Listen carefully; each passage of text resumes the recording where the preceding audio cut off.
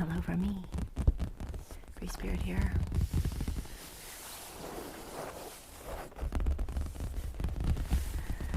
This is a kind of a quick and easy setup, so let me know how it sounds.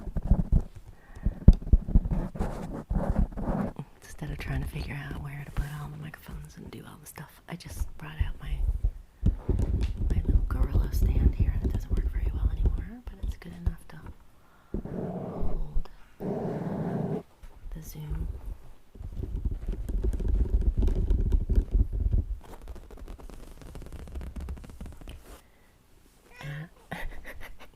What? I just touched you, that's all. She thinks I'm trying to get her off. Yeah, there's no crystals this time.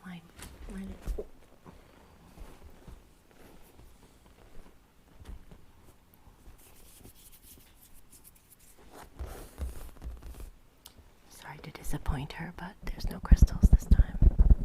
There are a couple crystals on the end of the table, so maybe she was assuming I was going to use something. But we haven't been back here in a while, so she's happy to come and just get on the table, which I set up especially for you guys. It's nice to have a place to put everything away in between videos.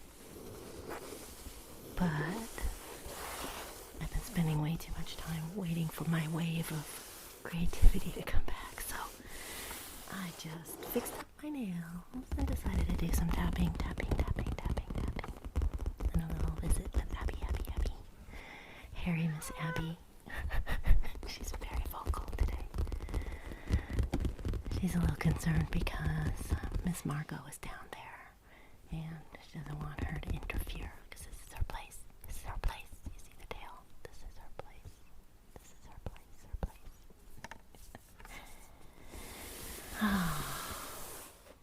Well, it's certainly been ups and downs with my energy and interests and just feeling like I want to glue myself to the couch and watch videos.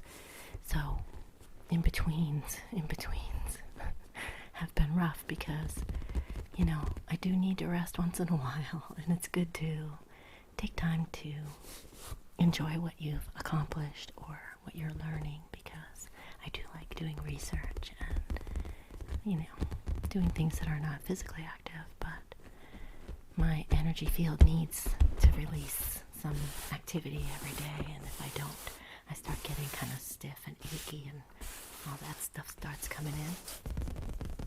So that's why I like to go camping with the horses. And I've really been doing a lot of that.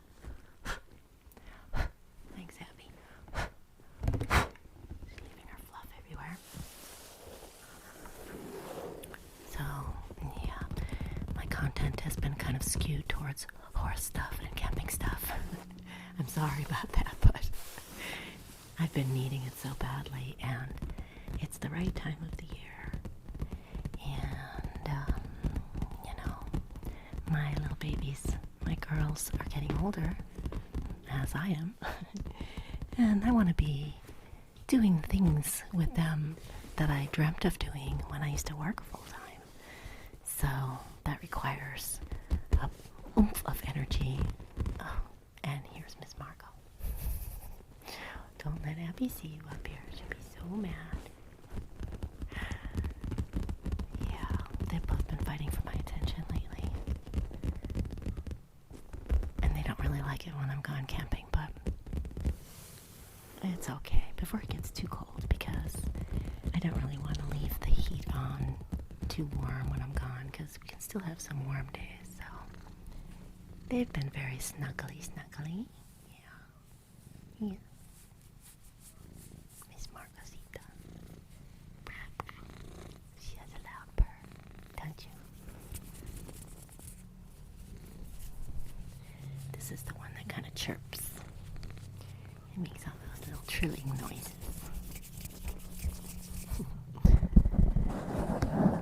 So, today I thought I was going to share a few things with you that I've been delving into. As I say, sometimes in my downtime I get like mentally stimulated, and so I'll go off on a tangent. Oh my gosh, I'm always got like I've always got like 4 or 5 books bookmarked, and always searching online for information about different topics. So that's what I've been doing lately, and I started to compile a lot of information and going back to some older books that I've had, techniques that I've used in the past, and kind of thinking about integrating things. And what I'm talking about is the different modalities of energy work and body work with the horses. So, I've been giving them different supplements for their joints and for their immunity, and, a little bit extra fat for the winter and all those good things. And activity is very good for them too, so they like to go and they like to be out exploring new places and things. I don't go very far or very hard anymore, but I do like to socialize with them. I think it's very good for them. So, as they get a little bit older, there's some physical things that we've been doing together too that I used to do a lot when they were younger. And life came in, So, some of you may find this of interest. Some of you may just fall asleep, which is my intention. That's totally fine. But if you like tapping and books and page turning and quiet talk and an occasional fat cat, then I think you'll like this video. Now here's my reading selection lately. What do you think, Margo? Pretty nice books. They have all different types, styles. This one has a spiral binding, so that you can flip it open to the page and lay it flat as you do the exercises. And this one is a soft cover.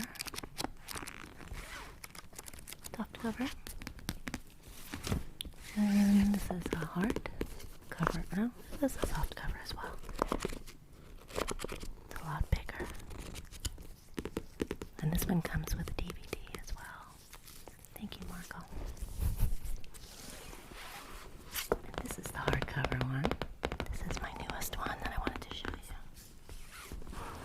And it's really interesting because it is kind of like a workbook too. It's very easy to lay flat. It has a spiral binding inside and a hard cardboard cover. And this is a big hardback book with large pages. Can you see that, Margo? We're going to show you all these. This has really, really good photography. And the last one I saved to open with you. This is kind of the workbook that goes with the hardcover book. Margosita. What are you doing? Oh, Abby's back. You better go. It's gonna be a pro. Hey, can I do this now? Come here. She laughs that I've been getting a lot of packages lately because she adores boxes. I'm lucky if she lets me get the stuff out first before she takes over the box. And this one is also spiral bound. It's more like a calendar. We're going to take off the wrapper and show it to you.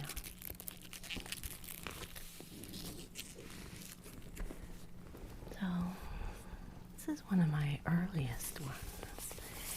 This is stretch exercises for your horse. Anyone can do these. It helps if you have a horse.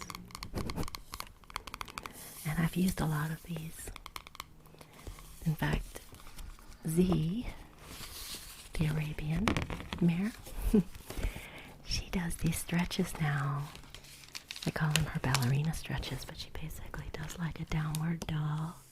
And she reaches her head through her front legs and pulls her neck in an arch. And I like to think that I helped her to learn to do those things because we do stretch them. This is a really good book. It's called The Path to Perfect Suppleness. And it also teaches us how to be balanced when we're working with the horse. The importance of stretching. And it's all about joints and ligaments and cartilage, tendons and bones. It goes through all kinds of different disciplines.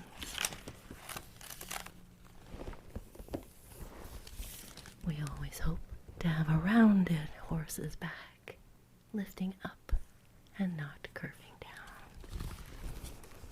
So stretching and belly lifts and things like that really help them.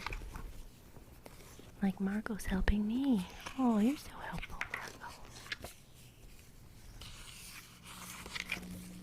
And then it shows the exercises, starting at the head and working through and showing you the different muscles that are affected with each exercise.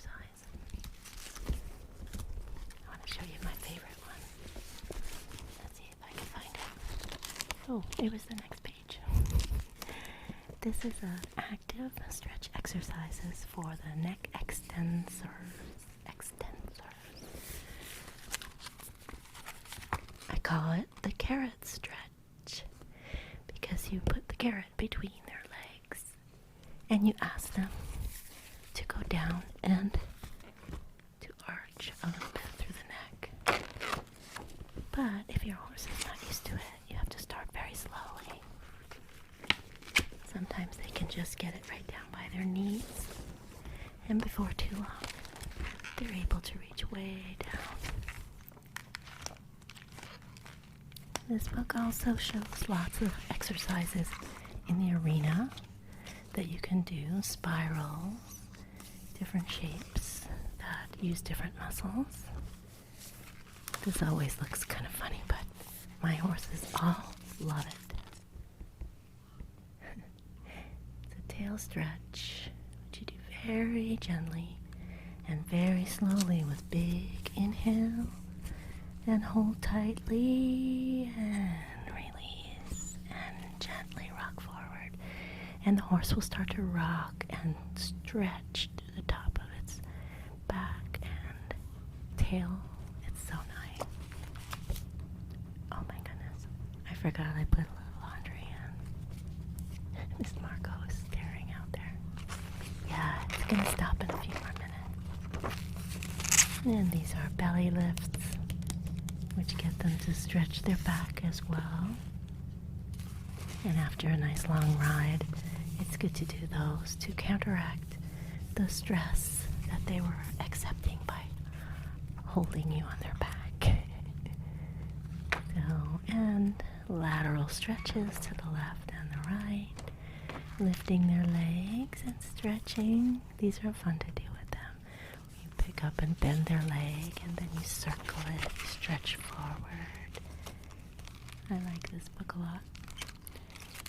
And most of these exercises I actually just do on a semi-regular basis when I'm riding or when I'm camping, because they can't get out and run around and roll the way they normally do to adjust their own backs. And this one goes a little bit further. I believe this one has I might have a DVD that goes with it as well. This one is Equine Acupressure, a working manual. This one is a little bit thrashed because I think got hit by the hose at one point when we were outside using it. Little eyeballs.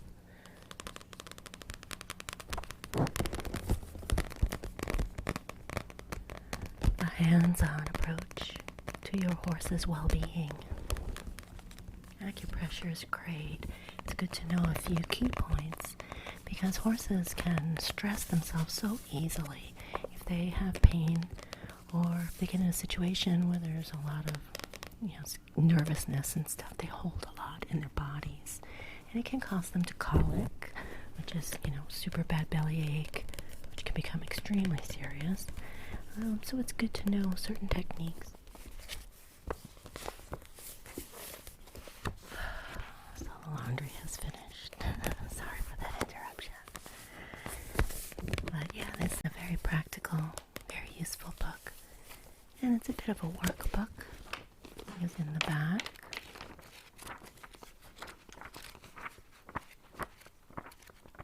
They have places to make notes for when you do different treatments.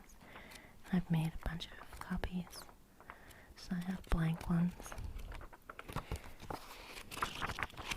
But the thing that's good is that it shows the different points.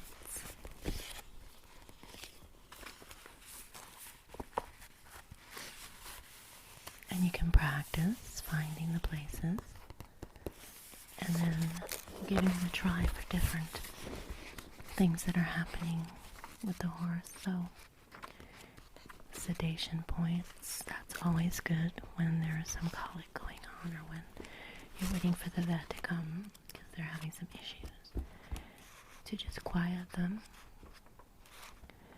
So back here there's exercises to go through, and there's also a chapter on equine stretches, kind of overlaps the other book.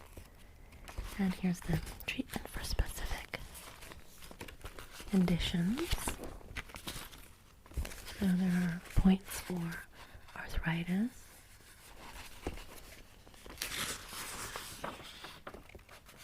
and they'll ask if it's worse with cold or if the joints exhibit heat.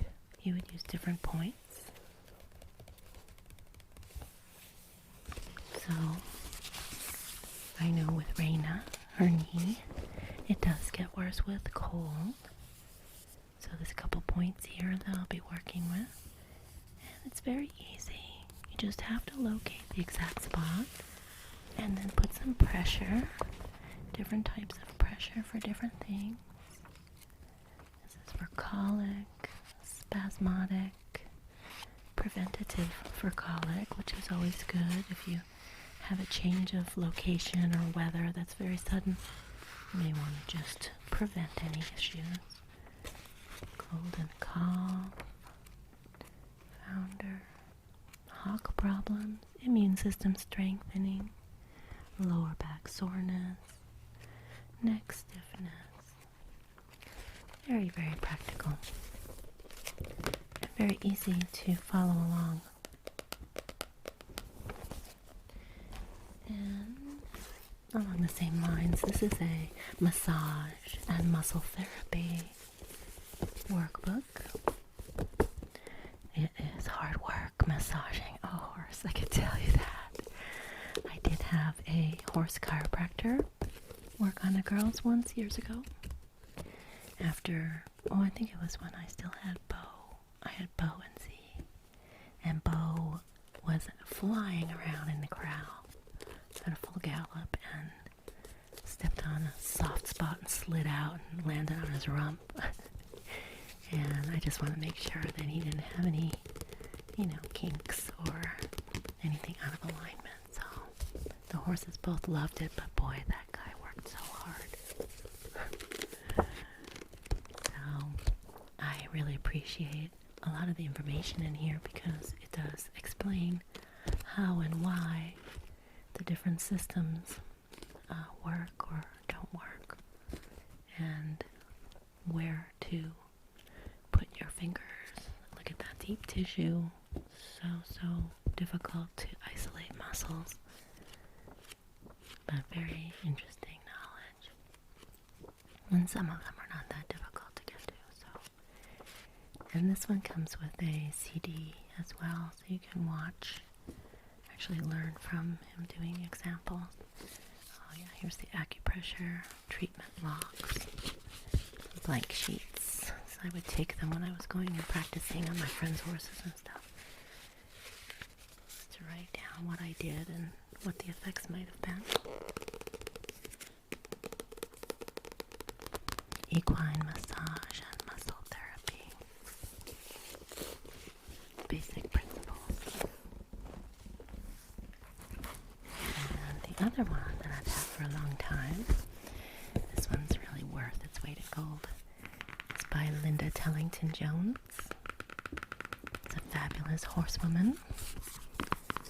She has been working with horses and riding and participating in all types of disciplines with horses, so she knows a lot about horses. And she has a technique called T-Touch, Tellington Touch, T-Touch, T-Touch, and T-Team training. And a few of the techniques that I learned through her have actually saved a few horses from major colic problems when it didn't seem like they were going to bounce back.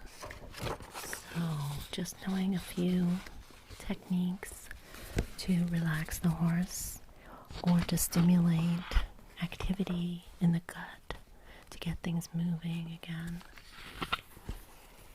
And it does go through a lot of the psychology of why certain things bother horses and what is typical between horses, the way they touch each other, the way they calm each other. They actually nibble on each other with their teeth to stimulate.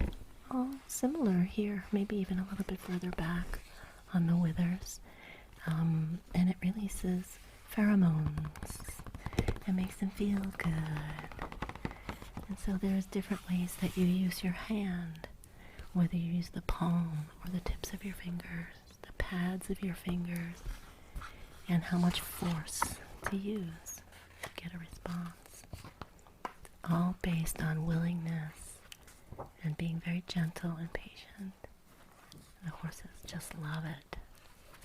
This is where I learned how to do the belly lifts.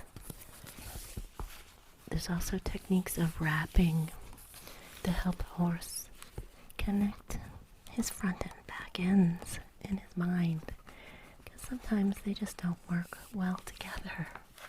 It seems like a funny thing, but the awareness of your muscles, I think we've all experienced something like that. When you go to the gym and they help you to isolate certain things and you go, oh man, I was doing it the wrong way. I was doing it so easy. I wasn't even activating those muscles. So it's similar with the horses. And through these techniques, you develop trust and you get them to pass through the things that normally would be a block. Sometimes it's emotional, and we can help them. And they all have very cute names. Journey of the Homing Pigeon. You work between two people. A lot of really fun activities to do with friends. And yeah, very nice, very good stuff.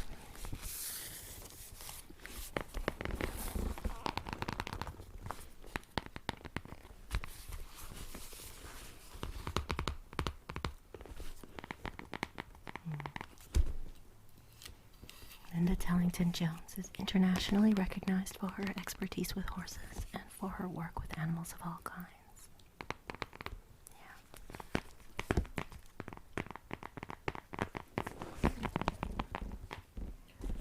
And now my latest sort of deep dive into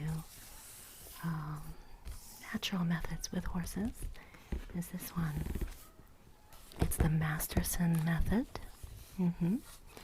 And it's written by and developed by Jim Masterson, who is the USET Endurance Team equine massage therapist. So he has a lot of hands-on experience, and this is something that I have been following for a while and just saw that he had this book and this availability, because they do have classes and workshops and things like that, but he's in the Midwest, I believe, so.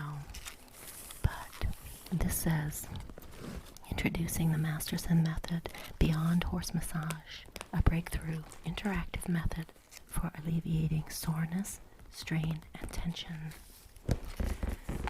So, this is so up my alley because it requires reading the horse's body language and recognizing the way they react to touch, to the simplest of touches. This book has the spiral, which makes it easy to lay it flat. All good horse books start with some anatomy and physiology, and then some basic techniques, what to look for. It's very subtle sometimes, but the responses in the way that you touch the horses would be... It's very funny because Z is very responsive to this. You'll see them react by sneezing or snorting or yawning, stretching, closing their eyes, shaking their head, just basically getting soft and blinking a little bit. It can be very, very subtle, but they'll tell you, yeah, that's the spot. And it's just holding on one spot. It's not really maneuvering, massaging. There's 3 steps. Number 1 is search. So you're going to use your hand, watching the horse as you're touching and sliding your hand, slightly touching, and you're looking for the response. So as the horse turns and kind of looks at you, or lifts its head, or twitches his ear, the 3rd step is stay. Stay at that spot or area and watch the horse's response. And you don't want them to brace against you, so you only use as much connection as you need to get that response. And they sometimes will lean into you and want you to stay there for a long while. And I have seen this without knowing what I was doing. It definitely helps to have a bit of a book that shares the techniques. But I just love it because the whole section of part 2 is about connection and communication. Look at that. Yeah. And if you start slow and wait for the responses and be very methodical, your horses become so trusting.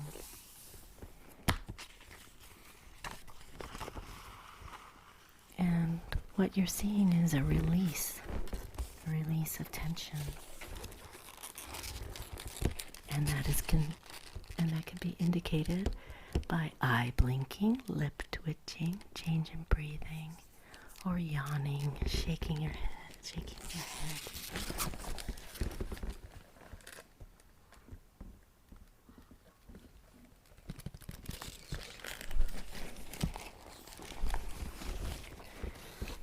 So I thought I would dive in and learn a few basics and do a little bit of practicing because in 2 weeks I'm going to be going camping again with the horses. I know. It's the last one of the year, and this time we're going to be with a lot of people because it's an endurance ride. And if you follow me on Instagram, last year when I went at this time of the year, November, beginning of November, there were so many cows, and we had to get off and open and close gates, and there were gigantic live oak trees. And it's a beautiful, beautiful ranch, privately owned ranch out past Santa Barbara. So I hope to use some of these techniques while I'm there.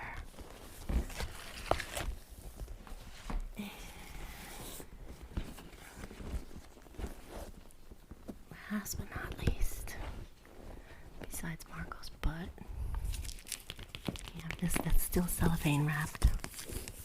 So let's dive into that.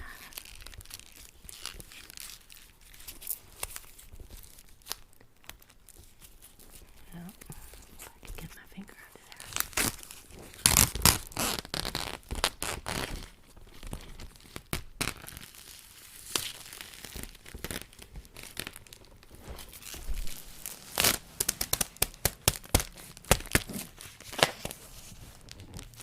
This is well wrapped.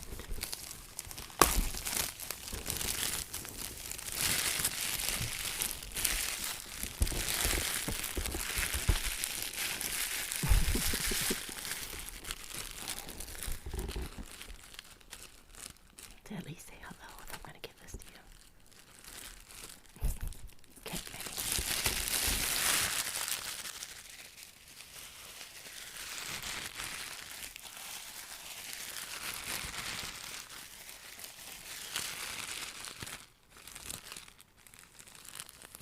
Impromptu triggers.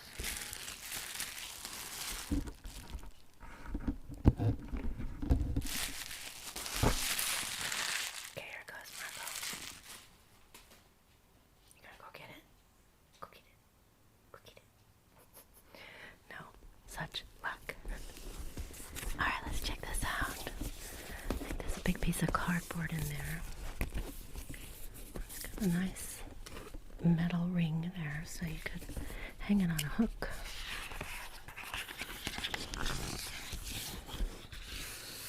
That's a nice, hard, it's flexible paper, but it's very hard, very durable. Yeah, it says a great companion to the book and DVD. So once I dive into this and do a little bit of practice, then maybe I'll get the DVD as well.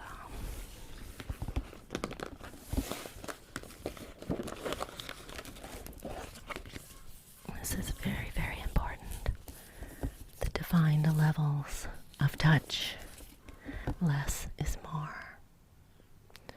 People think you have to work hard at pushing a horse around because they're so big and strong, but they are so sensitive, and when you think about it, they can twitch a muscle when they feel a fly land.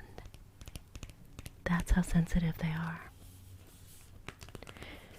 So, there's different strengths. The first is an air grip, barely touching the surface. If you were to run your hand lightly down your arm, you would be barely brushing across the hairs on your arm.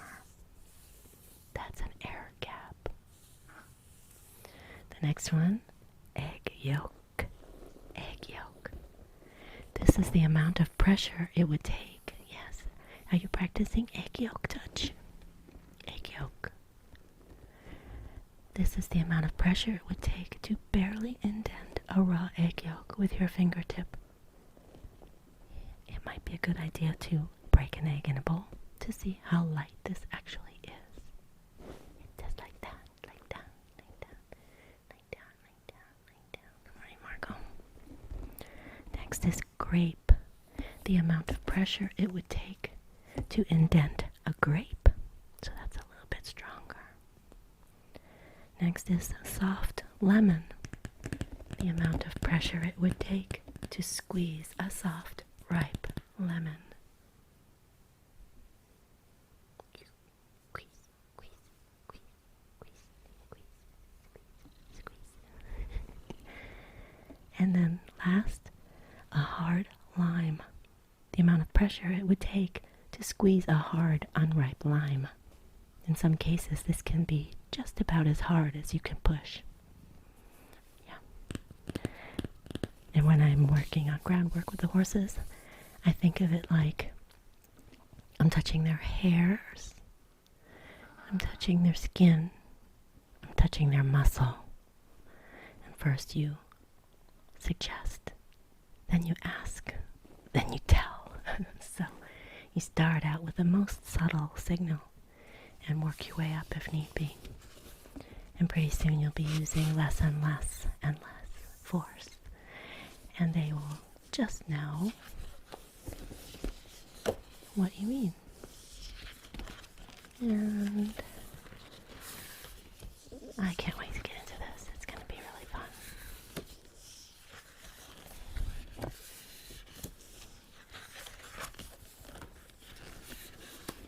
It's very organized, very clear, great photos, and lots of good suggestions broken down step by step. And I think that having a lot of techniques to add to the comfort of my own babies. Different techniques can even be used with the dogs, like the T-touch. Different techniques of acupressure too. So,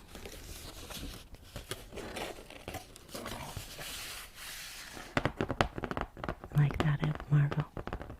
I like that, Margo. She's not as big a fan of tapping as Abby.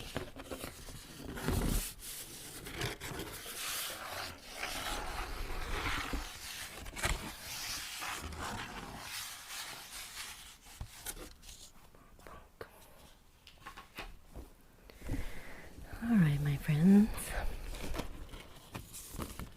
I like this one. This is the withers check and release.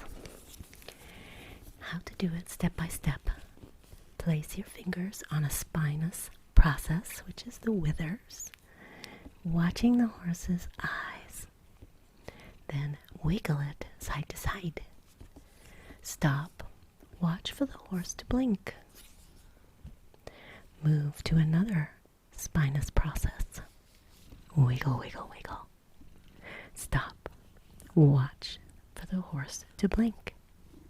Move to another spinous process. And so on. Wiggle, wiggle, wiggle. This is one that I do kind of naturally with the horses just because I imagine it must feel good, and I guess it does. So.